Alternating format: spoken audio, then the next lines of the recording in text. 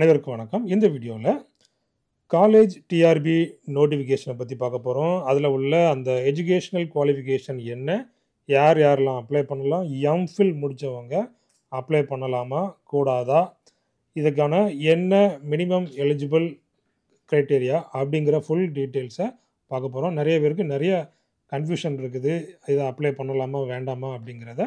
So அந்த கன்ஃபியூஷனை தீர்க்கும் வகையில் இந்த வீடியோ இருக்கும். இப்போ தான் என்னுடைய சேனலுக்கு நீங்கள் புதுசுனா என்னுடைய சேனலை சப்ஸ்கிரைப் பண்ணுங்கள். டிஆர்பி டிஎன்பிஎஸ்சி கெமிஸ்ட்ரி சம்மந்தமான எல்லா நியூஸும் உங்களுக்கு உடனுக்குடன் வந்து சேரும். வாங்க இப்போ நாம் இந்த காலேஜ் டிஆர்பிக்கான எஜுகேஷனல் குவாலிஃபிகேஷன் என்ன அப்படிங்கிற ஃபுல் டீட்டெயில்ஸை பார்த்துடலாம். அப்போ இந்த நோட்டிஃபிகேஷன் அப்போது 16/10/2025 வந்தது. 17/10/2025 வந்துட்டு ஆன்லைனில் அப்ளை பண்ணலாம். சரி, ஆன்லைனில் அப்ளை பண்ணுறதுக்கு இந்த ஆன்லைன் அந்த லிங்கும் வந்துருச்சு. டிஆர்பி வெப்சைட்டுக்குள்ளே போனீங்கன்னா இதை நீங்கள் அப்ளை பண்ண ஸ்டார்ட் பண்ணிடலாம். சரிங்களா. அதுக்கப்புறமா 4000 வேகன்சிஸ்க்கு லாஸ்ட் இயர் நோட்டீஸ் வந்தது. அதை வந்துட்டு இப்போ 2708 வேகன்சிஸாக மாற்றிருக்கிறாங்க. அதுக்கப்புறமா இந்த எக்ஸாம் டேட்டு, அதாவது டென்டேட்டிவாக இந்த 2025 நடக்கும். ஸோ அப்படிங்கிற டீட்டெயில்ஸுமே கொடுத்துட்டாங்க. ஸோ 2012 2025 இதில் லாஸ்ட் டேட்டு பார்த்தீங்கன்னா 10/11 லாஸ்ட் டேட்டை மைண்டில் வச்சுக்கிடுங்க. வச்சுக்கிட்டு இதை அதுக்கு முன்னாடியே ஒரு 5ஆம் தேதிக்கு முன்னாடியே அப்ளை பண்ணுறதுக்கு நீங்கள் ட்ரை பண்ணிடுங்க. சரிங்களா. இப்போ நாம் இதில் முக்கியமாக பார்க்க வேண்டியது என்னென்னு பார்த்தீங்கன்னா இந்த எஜுகேஷ்னல் குவாலிஃபிகேஷன். அப்போ அந்த எஜுகேஷ்னல் குவாலிஃபிகேஷனில் என்ன கொடுத்துருக்கு அப்படின்னு பார்த்தீங்கன்னா, அதாவது மினிமம் எலிஜிபிள் அப்படின்னு பார்த்தீங்கன்னா பிஜி வித்து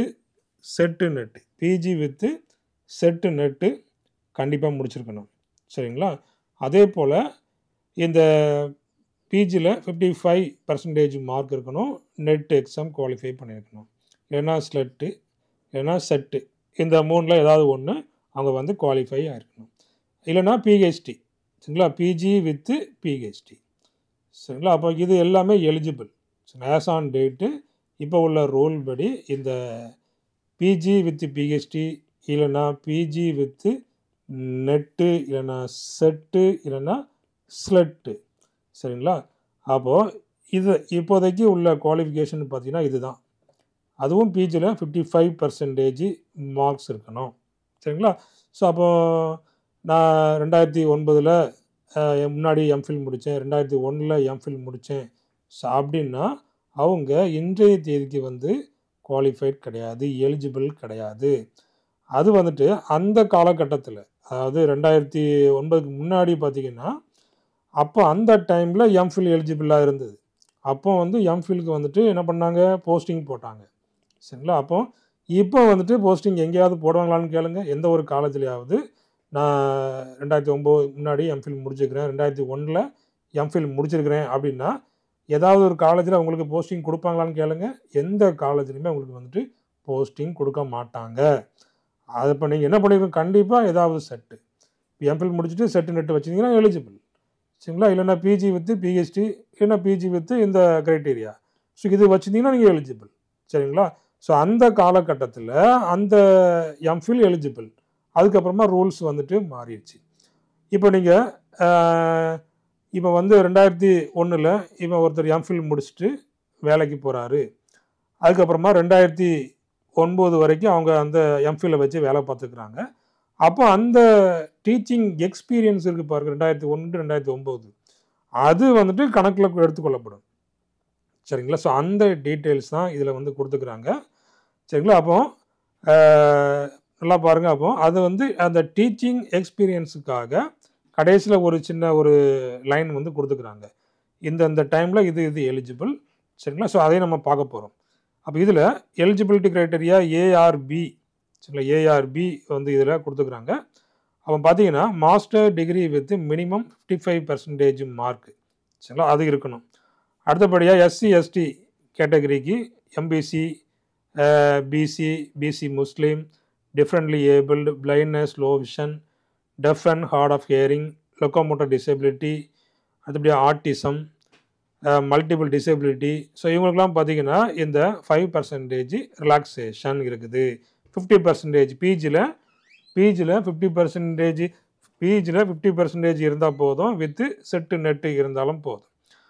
அப்புறமா eligibility marks 55 marks and 5% relaxation to the categories mentioned above are permissible. அதுக்கு மட்டும்தான் permissible. Based only on the qualifying marks without including any grace mark procedure. அப்போ அதை கண்டிப்பாக வந்துட்டு ஃபாலோ பண்ணணும். சரிங்களா? அப்போ இதில் வேறு என்ன கொடுத்துக்கிறாங்க பாருங்கள். Besides fulfilling above qualification, candidate must have cleared national eligibility test conducted by UGC, CSIR or similar test. அதாவது இதில் வந்து கொடுத்துருக்கிறது எல்லாமே அதை பேஸ் பண்ணி தான் வரும். சரிங்களா? எல்லாமே ஒன்று என்ன இருக்கணும், பிஜி வித்து நெட்டு இல்லைன்னா பிஜி வித்து பிஹெச்டி. ஸோ அதுதான் இதில் பார்த்தீங்கன்னா மினிமம் எலிஜிபிலிட்டி கிரைட்டரியா. நீங்கள் வந்து எதையுமே நீங்கள் கன்ஃபியூஸ் பண்ண வேண்டாம்.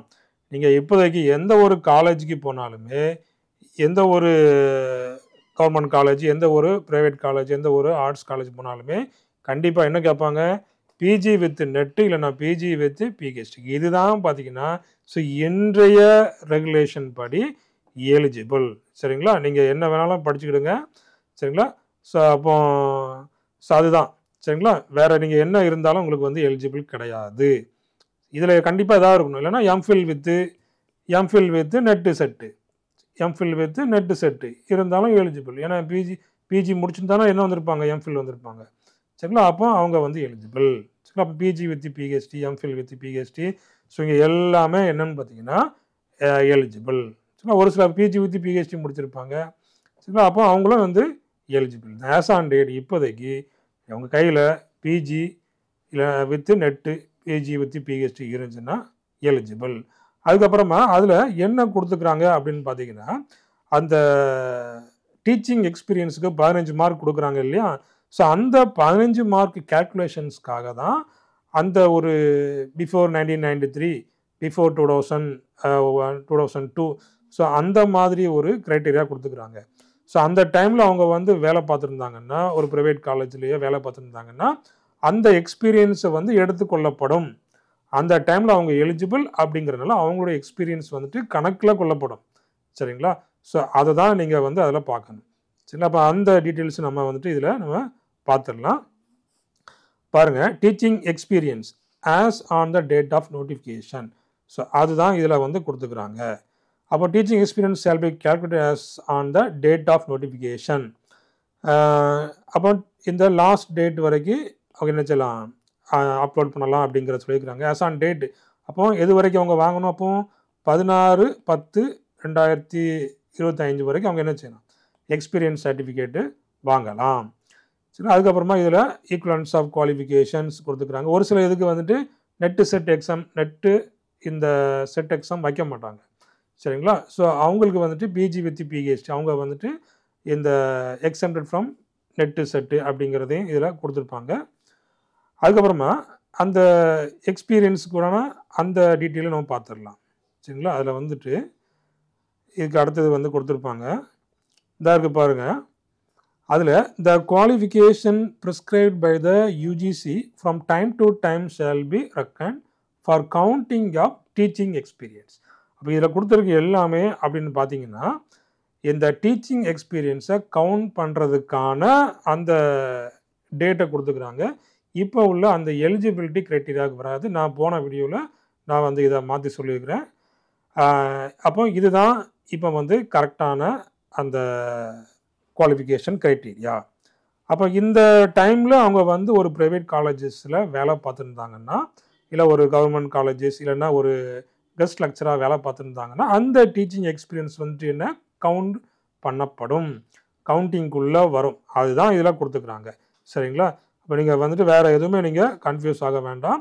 அந்த டைமில் நீங்கள் வேலை பார்த்துருந்தீங்கன்னா அந்த எக்ஸ்பீரியன்ஸ் வந்துட்டு எலிஜிபிள், அந்த கவுண்டிங்குள்ளே வரும். 15 மார்க்கு கொடுக்குறாங்க இல்லையா, அந்த கவுண்டிங்குள்ளே வரும். சரிங்களா? அப்போ இதில் வேறு எதுவுமே இல்லை, வேறு இது தான் கொடுத்துக்கிறாங்க. அப்போ அந்த டைமில் இப்போ என்ன கொடுத்துக்கிறாங்க, 2006. அப்போ 2006 to 10 அப்போ அவங்க இந்த குவாலிஃபிகேஷன் வச்சுருப்பாங்க இல்லையா. அப்போ அந்த 4 வருஷத்தை என்ன பண்ணியிருப்பாங்க, டீச்சிங் எக்ஸ்பீரியன்ஸ்க்கு ஆட் பண்ணுவாங்க. அதே போல் எங்கே பாருங்க, 2002 to 2006 இந்த வருஷத்துக்குள்ளே வேலை பார்த்துருப்பாங்க இல்லையா. அப்போ அந்த 4 வருஷமும் இந்த எலிஜிபிலிட்டி க்ரைட்டீரியாவுக்குள்ளே வந்துடும். சரிங்களா? அந்த டைமில் அவங்க வந்து என்ன பண்ணியிருப்பாங்க, எம்ஃபில் மட்டும் முடிச்சிருப்பாங்க. ஸோ அப்போ அவங்க வந்துட்டு இந்த குவாலிஃபிகேஷனுக்கு எலிஜிபிள், அந்த டைமில் அவங்க எலிஜிபிள். ஸோ அதனால் அந்த 4 இயர்ஸும் எக்ஸ்பீரியன்ஸாக கருதப்படும். அதுக்கு தான் இதே போல் 93 to 2002. ஸோ அதுவுமே அதுதான். சரிங்களா? பாருங்கள், இந்த qualification prescribe time to time. அப்போ அந்த டைமில் அவங்க வந்துட்டு எலிஜிபிளாக இருந்தாங்கன்னா அவங்களுடைய எக்ஸ்பீரியன்ஸ் வந்துட்டு ஆட் பண்ணுவாங்க, டீச்சிங் எக்ஸ்பீரியன்ஸ் ஆட் பண்ணுவாங்க.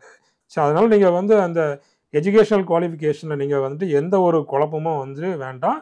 நீங்கள் கண்டிப்பாக என்ன முடிச்சிருக்கணும், நம்ம அப்பமே சொன்ன அதே கேட்டகரி தான். பிஜி வித்து நெட்டு, இல்லைனா செட்டு, இல்லைனா ஸ்லெட்டு. சரிங்களா? இது அப்போ இல்லைனா பிஜி வித்து பிஹெச்டி.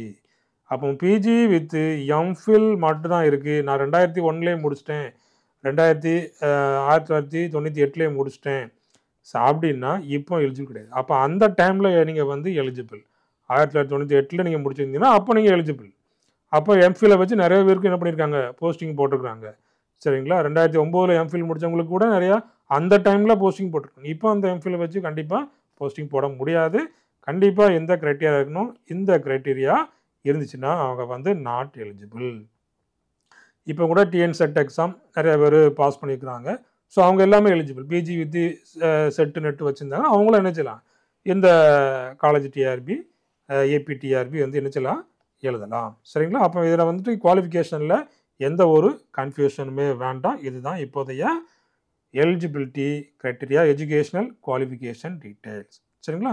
ஸோ இன்னுமே உங்களுக்கு ஏதாவது டவுட் இருக்குது அப்படின்னாச்சுன்னா நீங்கள் என்ன செய்யலாம், கமெண்ட் பாக்ஸில் நீங்கள் தெரியப்படுத்துங்க.